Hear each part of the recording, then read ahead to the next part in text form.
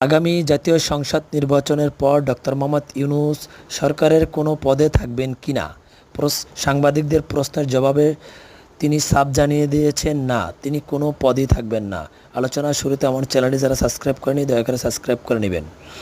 তিনি লন্ডন 4 দিন সফরে আজকের দ্বিতীয় দিন সাংবাদিকদের এক প্রশ্নের জবাবে তিনি জানিয়েছেন, আগামী জাতীয় সংসদ নির্বাচনের পর তার দায়িত্ব নির্বাচিত সরকারকে দায়িত্ব বুঝিয়ে দেওয়া এবং অবাধ, সুস্থ, নিরপেক্ষ একটি নির্বাচন জাতিকে উপহার দেওয়া। বাংলাদেশ সৃষ্টির পর প্রত্যেকটা নির্বাচনই ছিল বিতর্কিত, কিন্তু জাতিকে তিনি এমন একটি নির্বাচন উপহার দিতে চান যাতে বিতর্ক মুক্ত থাকে এবং তিনি বাংলাদেশের রাজনৈতিক স্থিতিশীলতা, সবার ঐক্য যাতে ধরে রাখতে ঐক্য যাতে ঠিক রাখে এমনটাই করবেন এবং বাংলাদেশের অর্থনীতিকে এমন একটি টেকসই অর্থনীতি দিয়ে যাওয়ার তার মূল লক্ষ্য।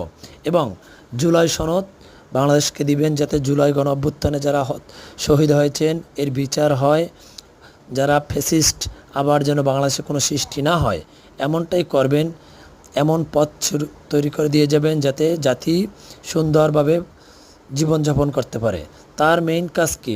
দেশের অবাধ, সুস্থ, নিরপেক্ষ নির্বাচন দেওয়া, জাতিকে টেকসই অর্থনীতি দেওয়া এবং জুলাই গণহত্যাকারীদের বিচার নিশ্চিত করা।